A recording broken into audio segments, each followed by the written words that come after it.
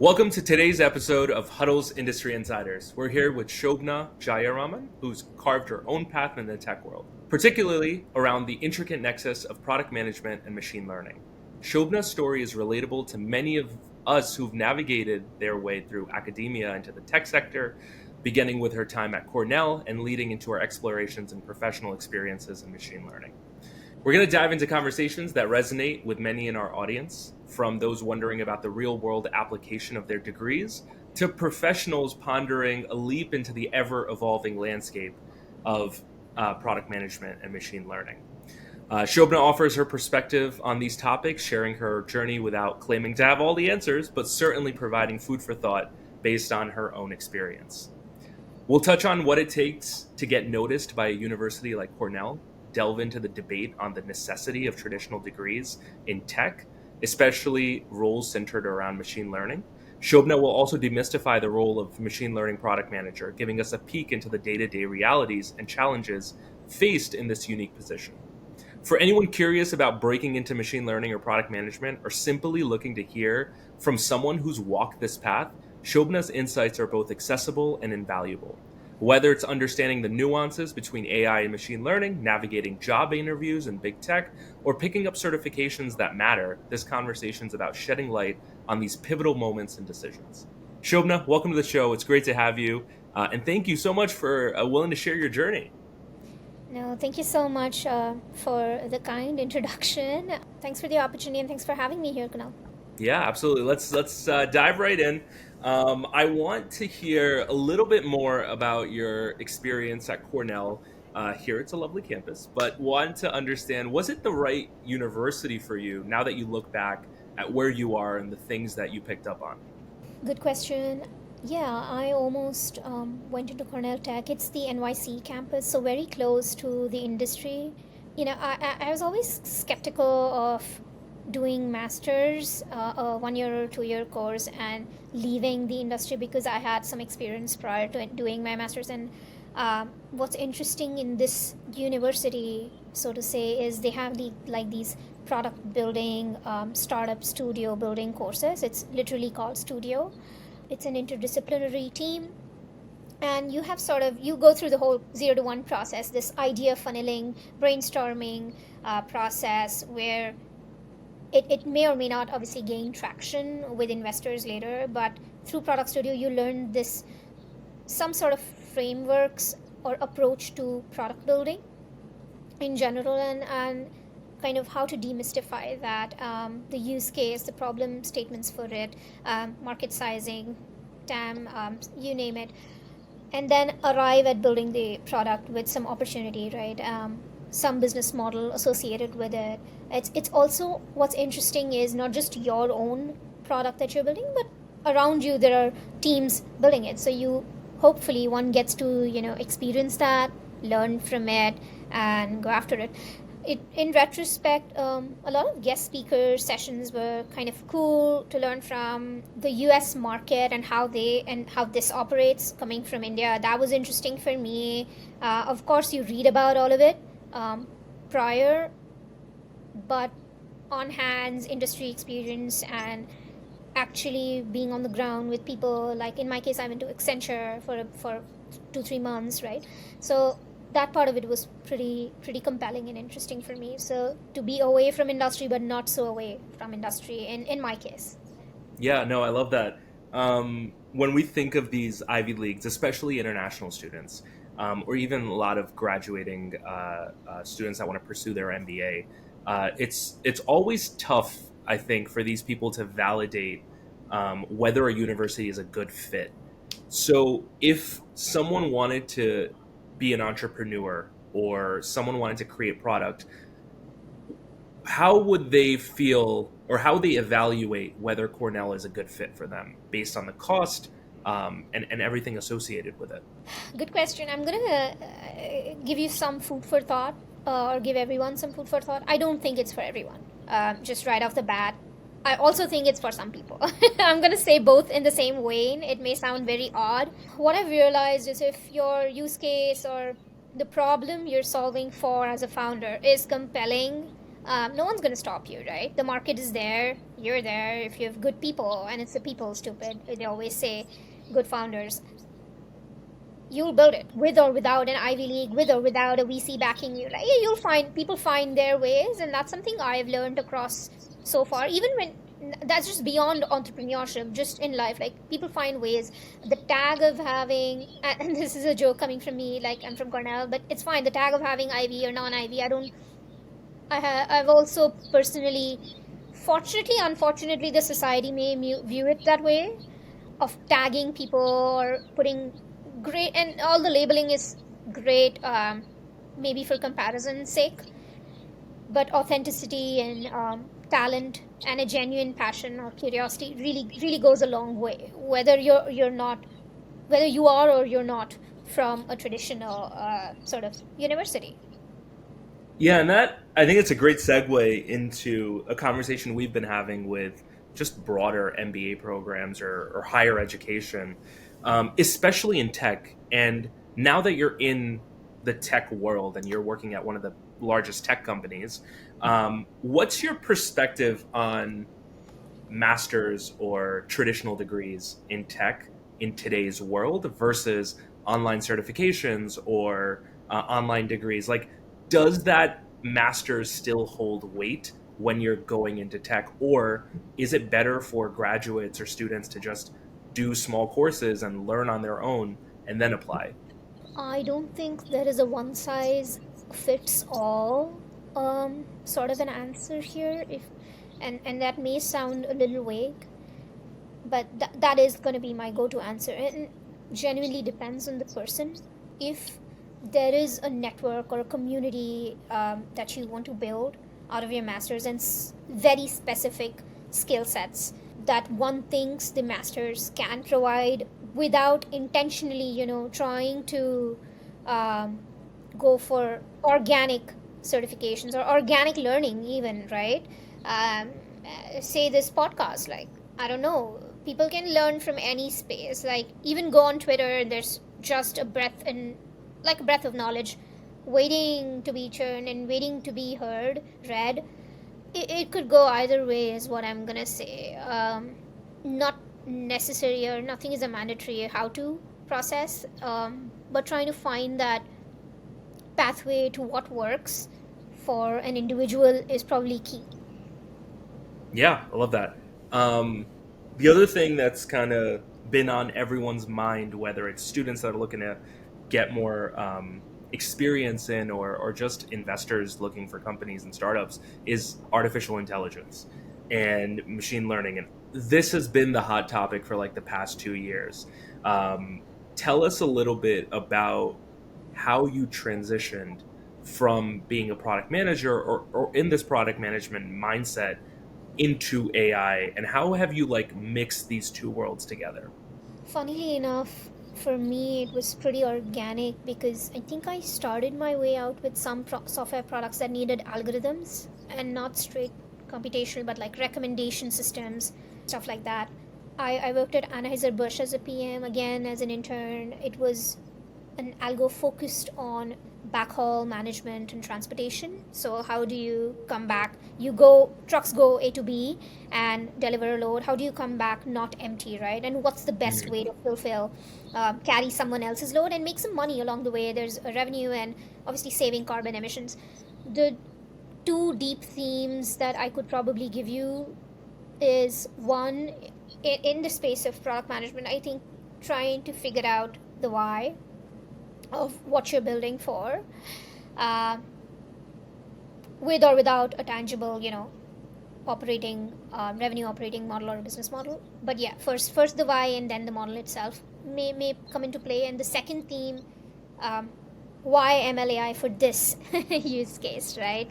Um, is it necessary to use that question? I mean, there are several factors that probably go into that question. Starts with hypothesis testing, but if you have enough data for it, and you think that's the realm to kind of play in and use, then for sure.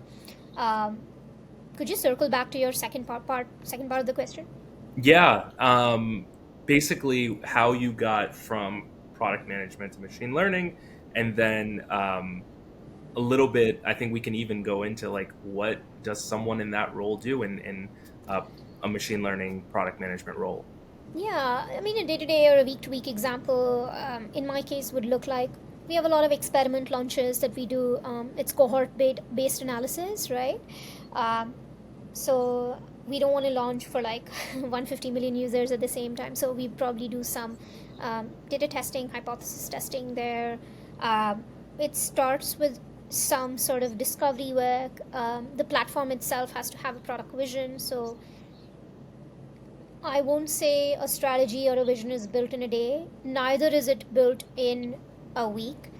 I think over time, when you keep working, you find these gaps from the consumer side, user side, even the business, internal business side, right?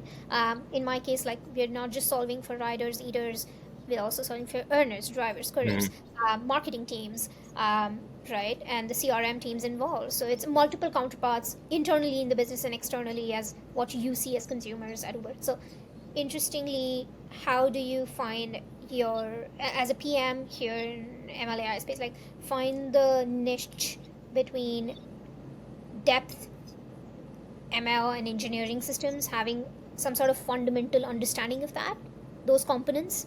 Um, Again, we can get into the nitty gritty and do you really have to go into it? Maybe not. Uh, Maybe not in the day to day. Sometimes you may have to. Yeah. But, the other side, obviously, the business side and the stakeholder side, um, trying to solve for the correct problem and trying to come up with a vision and strategy for what you're building for would And a be lot of my. what you're saying like sounds like PM work, right? It's everyone understands those are what PMs do. I guess what I would love to understand a little bit more is what is PM, what's the difference between a regular PM and a PM in MLAI? Like what is the core difference there? If I were to put it very bluntly, the core difference is you need to work.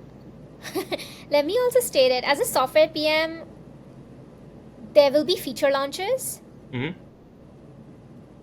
As AI ML PM, like there will be experimentation done. You work with applied science people, right? Research work. Is there a guarantee that that specific model will work? No. So you take it with, even the roadmaps are built that way. So you take it with a pinch of or a grain of salt. This XP may just fail. This experiment or strategy or this model may not be. Again, I'm not saying the model is wrong. It's just for that specific unique niche use case, this model is not it, or you don't have enough data. Whatever the XYZ reasons are, um, and we can delve into those. But then the idea being you have to really set yourself up for a continuous iteration process and trying to understand what part of this plug and play almost system can you make that work successfully and dynamically over time. The answers also may change over time with model learning. So that's what's interesting, and I don't think it's like adding a feature button or a design web page, which is a static, Hmm. sort of static in the sense of that's the test case you're building for. There is no back end system or research work there. So really with ML and AI, you're involving this new level of research and data into Yeah, your and hypothesis. and being okay with failing there. Okay. Because yeah, unless you're working on systems which you already know this model works for, right? Right. Generally, like in this case, when I'm not, so you need to keep. It's not even circular, but it's a very non-linear path to feature tests and launching features. Yeah. Tell us now that you're working in Uber as a PM in MLAI. What was the hardest part about getting that job? Were there certain certifications that you had to get as a prerequisite, or certain levels of training you had to get before you were able to get this job? Just want to understand a little bit more about that. I would again hamper or sort of do things to get the job. I think some cross parallel experience. In my case, it was ML experience prior to this company and um, working internally, externally with stakeholders and understanding some sort of how the user discovery process works, or the problem discovery process works in MLAI and setting a strategy for that. Again, one could argue to that and find their own path. It is quite domain driven, the industry right now. Hmm. Say if it's moving from edtech, your next best bet is probably edtech if you want to move within that realm. Or so in my case, from CPG to marketplace, it's not that big a jump. There is the base theory of supply demand uh, still runs there.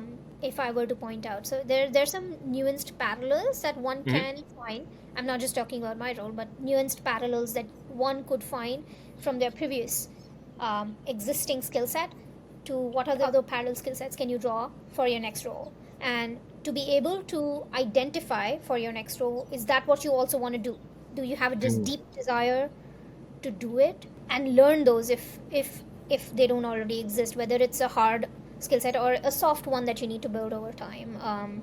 Again, it's relative to which company you're hiring for, what stage the company is in, what role you're interviewing for, right? And there's a story, right? I think almost I would recommend people, right? It's a cross vetting process even while interviewing. While they are asking the question, "Are you good for this role?" You're asking almost the reverse question.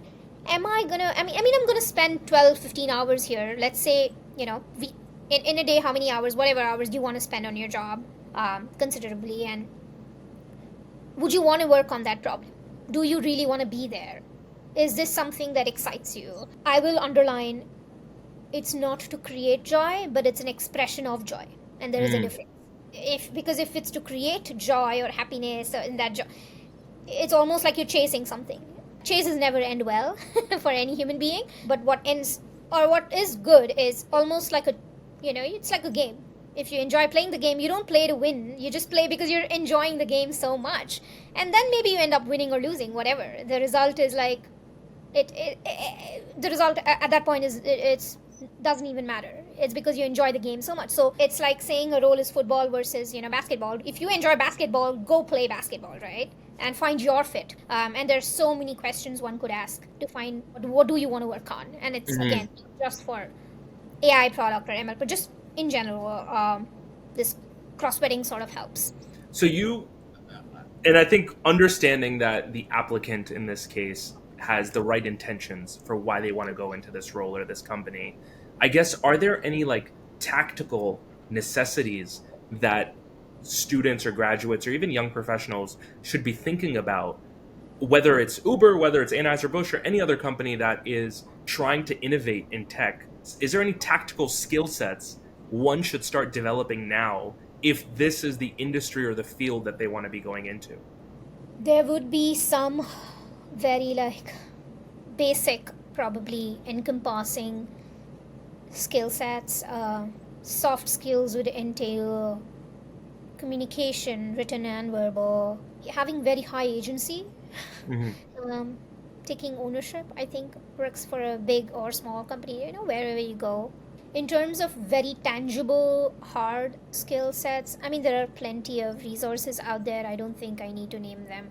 Hmm. Starting from data analysis to approaches and frameworks, five eyes and whatnot. My guided experience, if I may be courageous enough to say it, is probably take frameworks for framework's sake. Again, in your role, it may or may not work, right? You need the ability to have high agency and understand context when what is to be used is. I would place that at a very higher degree of importance than just learning a framework.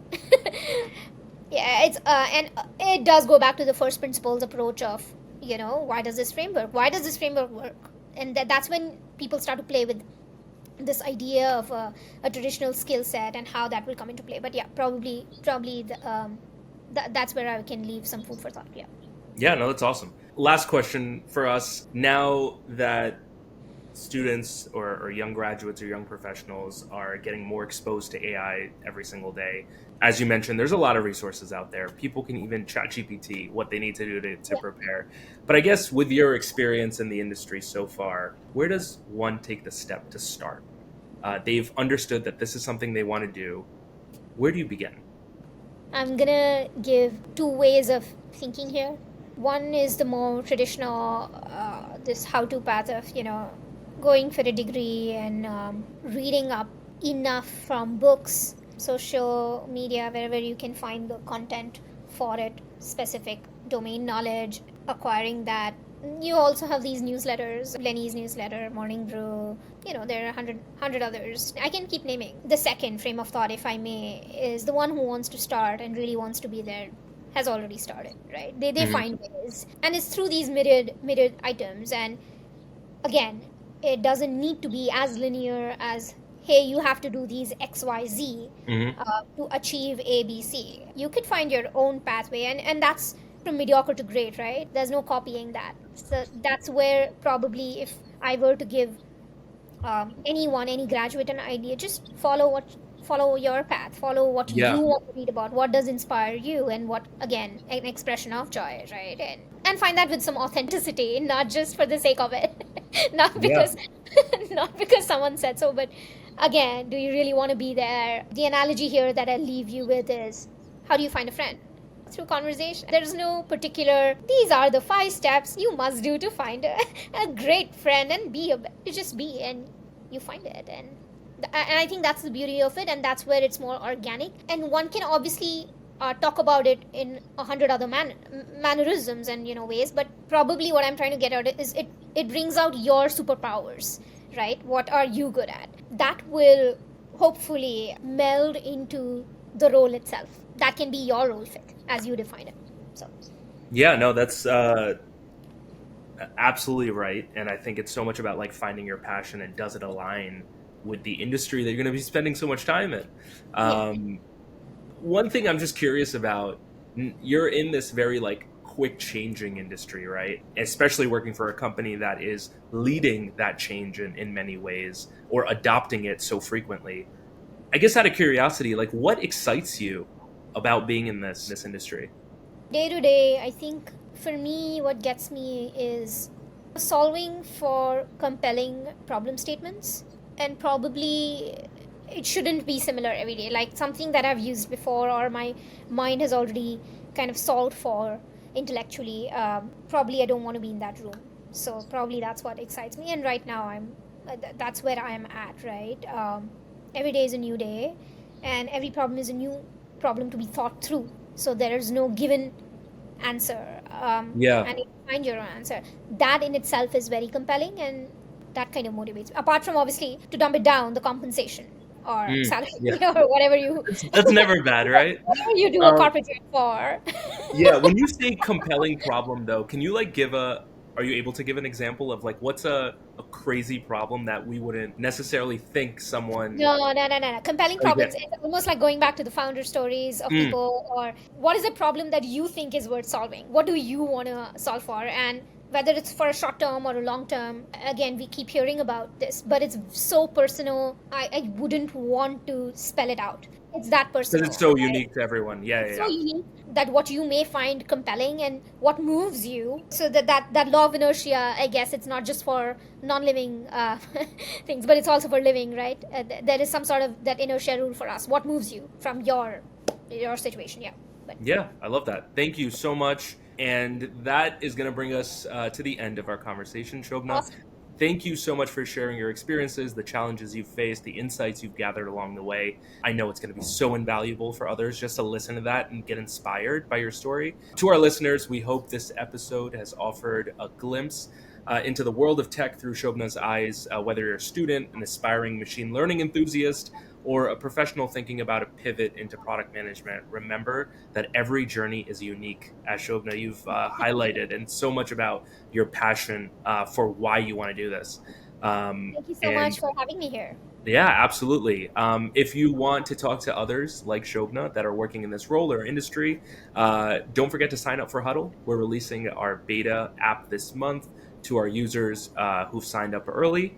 You can book meetings one-to-one with professionals that are in your dream industry or in your dream company. Lastly, don't forget to follow Huddle Industry Insiders on your favorite podcast platform.